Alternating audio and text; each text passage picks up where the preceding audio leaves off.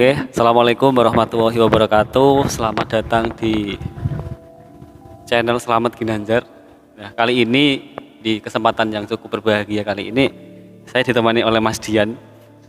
Halo Mas Dian. Halo Ginanjar. Gimana kabarnya Mas? Alhamdulillah baik. Oke, terima kasih udah silaturahmi ke Jepara Mas. Siap. Jadi agak kurang afdol ya ketika Mas Dian udah ke Jepara kita nggak mengulik beliau itu. Mungkin ini informasi juga pada teman-teman semua. Beliau adalah alumni dari Universitas 11 Maret. Prodi apa Mas? Prodinya Pendidikan Seni Rupa. Pendidikan Seni Rupa. Saya kenal beliau udah hampir 3 tahun dan juga beliau ini kayak udah menjadi role model saya gitu. Boleh. Mas Dian. Karena dia duta genre teman-teman, duta genre. Apa itu enggak. 2018 udah keren. Dan Mas Dian itu juga terkenal itu sih jadi MC di mana-mana. Pas jadi maba kan MC-nya kan Mas Dian terus gitu. Oke, kita akan sedikit mengulik dari kehidupan Mas Dian. Sosok Mas Dian ini pemuda yang sangat bertalenta, aktivis budaya, public speaker ya. Ngisi pembicara. Sekarang udah kelasnya Apa? narasumber lah ya, udah nggak MC lagi. Kelasnya udah nggak punya kelas. Kan udah kuliah. Oke, untuk mengawali pertanyaan mungkin ini sih Mas, prodi PSR. Nah, mungkin apa Mas motivasi kok kemudian masuk di PSR? Pendidikan Seni Rupa maksud saya. Berarti motivasi kayak dulu masuknya gitu. Dulu masuknya. Oke, ini buat temen-temen nih ya. Untuk motivasiku kenapa masuk Pendidikan Seni Rupa dulu itu sebenarnya apa ya? Ya pengen ngembangin salah satu sih bakat satu. Terus kan pendidikan tuh kan terjunnya kan dunia pendidikan, terus ya mengajar sebagainya karena saya sendiri suka mengajar gitu. Jadi ya salah satunya itu jadi pengen mengajar dan juga melatih ini juga sih apa kemampuan atau skill. Berarti sebelum kuliah udah nampak tuh Mas terkait bakatnya gitu. Udah belum Mas? Kalau dibilang bakat sih ya gimana ya udah ada sih gitu. Udah ada ya. Bakat seni itu dari SD dari kecil udah ada itu, cuma aku bingung juga sih antara bakat atau bagaimana karena aku selalu berlatih gitu. Entah itu mulai dari ikut lomba dan sebagainya gitu, jadi selalu berlatih.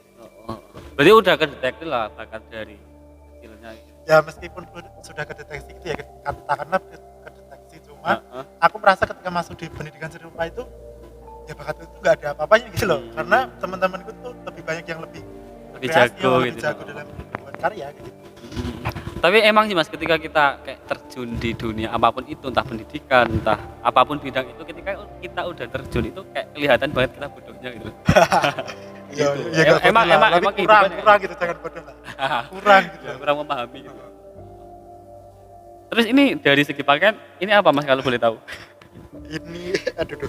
Ini kain Troso. Oh, kain Troso. Beli dari mana Mas kalau boleh tahu? Kan dari Desa Troso itu, kecamatan atau desa itu sebelah itu. Kan di Jepara juga. Main ke Jepara sekalian beli itu gitu ya. Ya betul.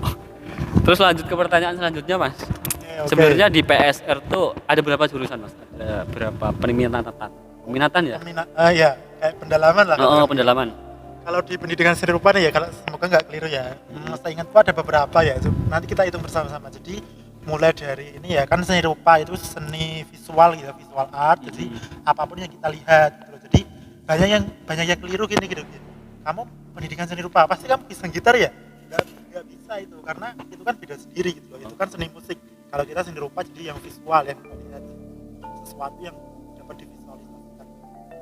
Jadi kalau di seni rupa itu ada pendalamannya itu ada lukis, terus ada di kafe itu visual, terus ada tekstil, kriya kayu, terus ada kriya logam, terus ada yang dari tanah itu keramik, kriya keramik itu rasanya itu sih 6 ya kalau nggak salah itu sih. Banyak juga ya? Ya banyak, itu semua dipelajari dulu gitu loh, dari sebelum pendalaman kita semester 1 sampai semester 5 ya. Semester 5 baru ada pendalaman baru ada pendalaman ya. Jadi semua itu kita pelajari sedikit kayak gitu. Terus Mas Dian sendiri peminatannya di apa Mas? Di tekstil. Oh di tekstil.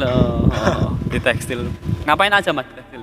Banyak, kita buat tapresti, buat batik, terus buat makram, buat makram juga berarti ya. Terus buat ya. Buat tenun nggak mas? Enggak, ada Oh, enggak. tenun enggak. Tenun itu di Tapresti itu. Jadi kayak cuma apa gambaran luaran kayak gitu. Terus apa mas yang kayak motivasi mas jadi kok kemudian milih di tekstil? Kenapa nggak DKV, nggak logam atau yang keramik tadi gitu? Kenapa di tekstil?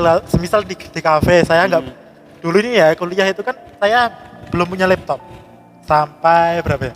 Sampai semester PL itu semester berapa sih? PPL? Oh. Semester 7 lah. Nah ya aku belum punya laptop sampai semester 7. Jujur nih bener, saya belum punya laptop. Jadi di awal itu ya kuliah itu aku yang penting ya kuliah, terus kayak ngerjain tugas itu aku sering ke perpustakaan UNS itu di mana yang ruangan yang ada komputer, komputer. itu loh, ya itu loh yang kayak warna. Oh berarti nugasnya di situ? Ya aku sering nugas di situ, terus kayak pinjam teman gitu. Untungnya teman-temanku baik-baik kayak gitu sih gitu.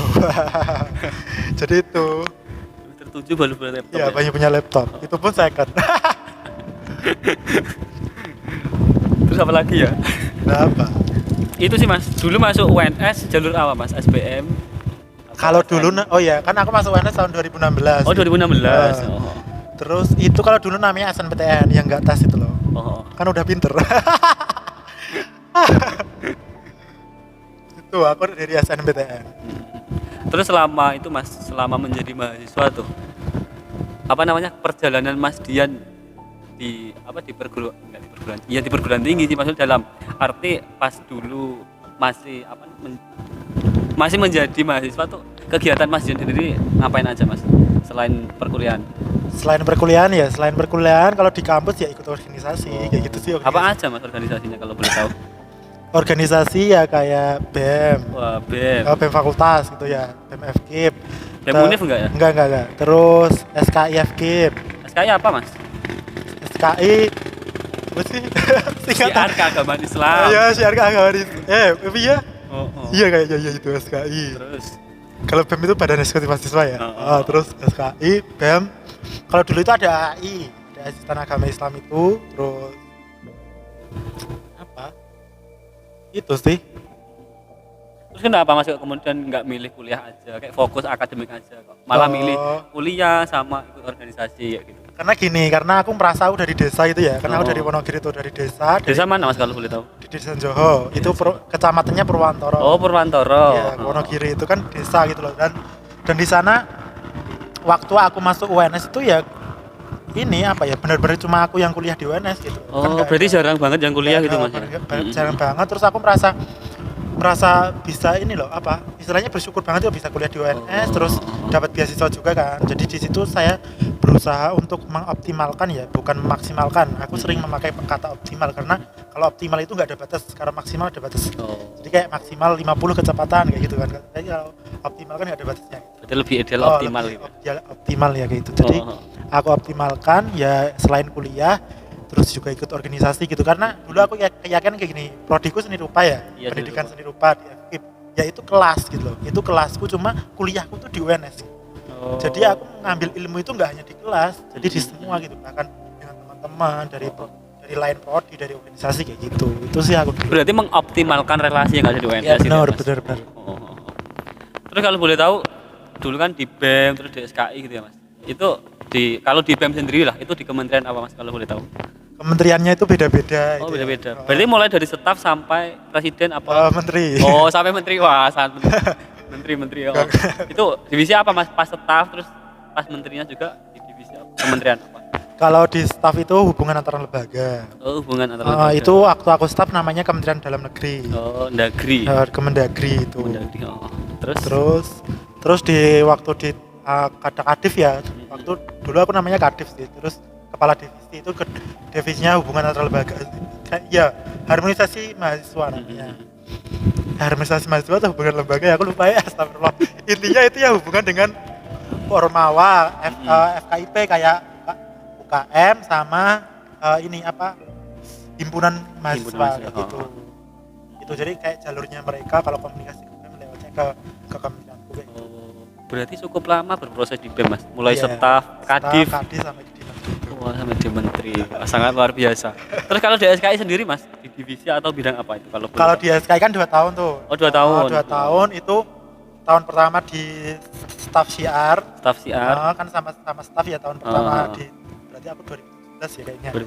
Itu Belum terus, masuk saya. ya kayak belum masuk. Terus di tahun kedua di SKI pun aku tetap di CR. Oh, tetap di CR. Di staff juga karena Staff lagi gitu ya. karena nggak mungkin kan di dua Ormawa terus ikut jadi dua kepala gitu loh. Soalnya udah di Kadif ya. Kan udah jadi Kadif gitu. Jadi kan nggak mungkin nanti malah apa ya nggak sinkron nanti. Enggak optimal lah Kan, ya.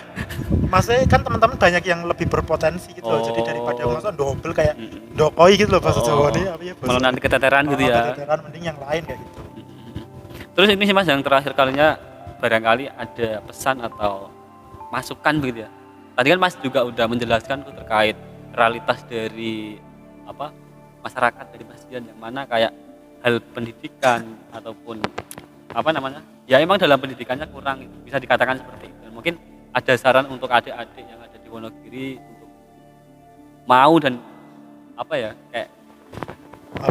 pikir ya aku salah ngomong ya ya intinya buat ini ya buat semangat kuliah atau semangat mencari ilmu gitu ya. Ya intinya tuh gini, buat teman-teman ya, buat adik-adikku atau teman-teman semua nih, meskipun kita itu berasal dari desa gitu ya, berasal dari kampung, berasal dari orang-orang desa, dan yang notabene kita itu kekurangan mungkin fasilitas, terus kekurangan ya ekonomi kayak gitu, tapi kita jangan pantang menyerah semangat gitu, jangan pantang semangat pantang menyerah gitu loh, intinya jangan pantang menyerah gitu loh, karena meskipun kita itu dari desa, dari kampung, tetapi kemampuan kita itu saya yakin lebih dari teman-teman kita yang di kota gitu loh. Jadi saya meskipun ini ya aku dari desa, aku merasa juga kemampuanku itu juga nggak jauh-jauh amat dari teman-teman yang dari kota gitu loh. Dan tadi meskipun aku nggak punya laptop, aku bisa mengejar tugas-tugas yang print, tugas-tugas desain itu pun aku juga bisa mengejar gitu loh, meskipun ya selesai gitu loh. Faktanya aku selesai lulus tepat waktu pun dan nilai juga alhamdulillah bagus gitu. Jadi jangan minder kamu dari desa itu, karena saya yakin itu keyakinanku gini tuh ya, orang desa itu, pemuda desa terutama ya, anak muda desa itu cuma ada dua gitu loh permasalahannya gitu. Permasalahan satu, dia itu nggak percaya diri, terus yang kedua dia itu nggak ada yang percaya kalau belum punya hasil. Pasti itu menurutku yang paling mindset yang paling ada di desa gitu loh. Jadi buat teman-teman atau adik-adik semua yang ada di desa itu jangan pernah kalian itu minder gitu. Kalian harus percaya diri dengan cita-cita kalian. Terus jangan, kalau tidak ada orang yang percaya itu nggak usah kalian itu gembar-gembor untuk menjawab pertanyaan ataupun jawaban mereka gitu. Tapi kamu harus buktikan dengan karya nyata, dengan prestasi. Itu sih kalau dari aku. Oke, cukup menarik sih. Sangat bagus sekali dari apa yang dikatakan Mas Dian begitu. Ya pada intinya teman-teman semua yang khususnya warga desa gitu ya, yang hendak meneruskan pendidikan di perguruan tinggi ya, walaupun dengan segala macam keterbatasan, kan sekarang juga pemerintah udah menyediakan banyak beasiswa gitu ya Mas. Artinya terkait biaya kita nggak usah memikirkan terlalu dalam, pemerintah sudah memikirkan hal itu. Tinggal bagaimana kita kemudian mengambil peluang itu untuk kemudian bisa kita lakukan. Ya dan artinya kalau kuliah kan juga bisa ini kan part-time gitu loh, kerja-kerja apa sambil gitu, kerja gitu ya. Ya intinya jangan menyia-nyiakan itu sih Mas, kesempatan yang telah diberikan pemerintah. Ya, udah sekarang udah ada KIP kuliah kan? Ya namanya apa sekarang? KIP kuliah. Kalau gitu. kita kan ya. Ya mungkin itu yang bisa kita obrolkan gitu ya Mas. Oke. Lain kali kita akan bicara lebih dalam terkait hal-hal yang mungkin dirasa perlu kita sampaikan. Siap. Oke, terima kasih atas perhatian teman-teman semua. Jangan lupa sih, jika konten ini bermanfaat bisa di-subscribe. Bermanfaat banget lah tentunya. Like, komen. Dan ini follow IG saya karena ya saya juga punya YouTube tapi belum gitu. Ini banyak. Follow aja IG-ku di @dianuk100. @dianuk. Nanti ada tulisan lah. Nanti ada tulisan. Oke, makasih Mas Dian. Ya.